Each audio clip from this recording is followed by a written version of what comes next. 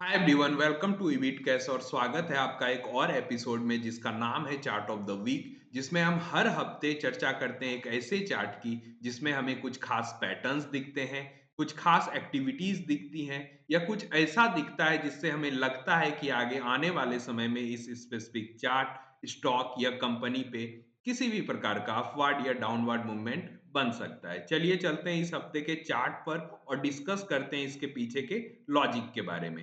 आपके सामने जो चार्ट है वो एसबीआई का है। इस नाम से सभी लोग परिचित होंगे। बैंकिंग सेक्टर की एक लीडिंग कंपनी है इंडिया में। इंडिया के साथ-साथ 4 या 5 और देशों में इनका व्यापार है। कैपेक्स के साथ अगर देखें तो काफ़ी बड़े कैपेक्स के साथ बैठी हुई है। फंडामेंटल्स की अगर बात करें तो फंडामेंटली जिस भी तरीके से हम बैंकिंग और फाइनेंस सेक्टर को एनालाइज़ करते हैं, उन सारे मापदंडों पे ये खरा उतरती है। अगर इसके साथ हम बात करें कि क्या हम एसबीआई को छोड़ के कोई और पीएसयू के साथ जा सकते हैं, तो सारे पीएसयूज़ अभी रीज़नेबल वैल्यूएशंस पे अवेलेबल हैं। भारत की जो ग्रोइंग स्टोरी है, फाइनेंशियली इकोनॉमिकली ग्रोइंग स्टोरी की बात कर रहा हूँ, उसमें कहीं भी कोई रुकावट आता दिख नहीं रहा है। चूँकि अभी वर्ल्ड वाइड काफ़ी सारे टेंशन्स चल रहे हैं। आप देखेंगे यूएसए का वेनेजुएला पर इस तरह का एक बड़ा वॉर टाइप से सिचुएशन होना, यूक्रेन रूस का एक पहले से वॉर चल रहा है जो 2 सालों से लगभग चल रहा है और अभी ईरान का वेनेजुएला और फिर आप इज़राइल के सारे सर्कमस्टांसेस को भी देख लें तो भारत इससे उतना इम्पैक्टेड नहीं हुआ है। टैरिफ वॉर एक बड़ा वॉर है जिससे इम्पैक्ट साफ-साफ हमारे स्टॉक मार्केट पे दिखता है, लेकिन इससे हमारी ग्रोइंग स्टोरी कहीं भी रुकी नहीं है। तो ग्रोइंग स्टोरी से मेरा मतलब है कि भारत जब भी डेवलपिंग इकोनॉमी से डेवलप्ड इकोनॉमी की तरफ जाएगा, तो सबसे जो लीडिंग पार्टनर्स होंगे उसमें, वो बैंक होगा।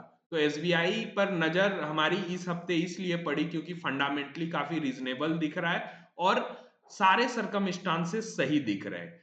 कुछ हफ्ते पहले ये चार्ट ऑफ द वीक बना था जब इसने इस रेंज को तोड़ा था। आप हमारे कर्सर को गौर से देखिएगा, ये लगभग 900 का एक लेवल था जिसे डिसाइसिवली क्रॉस किया और वहां से 1000 की जो जर्नी है एसबीआई ने एक झटके में क्रॉस किया, यानी कि 10% का रिटर्न कुछ ही हफ्तों में इसने स्टेब्लिश कर लिया। लेकिन अब हमारी नजर इस पे किस तरह से है, तो अभी हमारा एसबीआई में एक तरह से राय है कि आप इस प्राइस पे यानी 1000 के प्राइस पे अगर जो लॉन्ग टर्म इन्वेस्टर है, अगर कोई बोल रहा है कि मुझे पोर्टफोलियो बनाना है 3 साल के लिए, 5 साल के लिए, 10 साल के लिए, तो उसमें एसबीआई को आप मिस नहीं कर सकते। क्योंकि जब भी हम पोर्टफोलियो बनाते हैं तो एक डाइवर्सिफिकेशन ढूंढते हैं, एक बैंकिंग सेक्टर से हो, एक आईटी सेक्टर से हो, क्योंकि अगर कोई कोलैप्स हो शेयर मार्केट में तो हमारे पोर्टफोलियो पे लिस्ट इंपैक्ट हो, सबसे कम इंपैक्ट हो। तो उस तरह के पोर्टफोलियो के लिए जो भी लोग शेयर्स खोज रहे हैं बैंकिंग और फाइनेंस सेक्टर में, उनके लिए एसबीआई इस लेवल पर बिल्कुल सटीक दिखता है। अब हमें इस पे डिसीजंस कब लेना है, तो ये 1000 के आसपास चल रहा है। 1000 के आसपास इसने एक इनवर्स हैमर टाइप का कैंडल बनाया है जिसे डोजी भी कुछ लोग बोल सकते हैं, कुछ लोग शूटिंग स्टार बोल सकते हैं, जिस भी नाम से इसे देखें। लेकिन यहाँ पर हमें सेलर का एक बड़ा इम्पैक्ट दिख रहा है।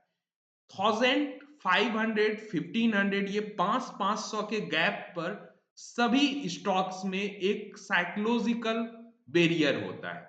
1000 वही एक बैरियर है जिसको एसबीआई क्रॉस करने में अभी सक्षम नहीं दिख रहा है, यानी यहाँ सेलिंग प्रेशर आया है।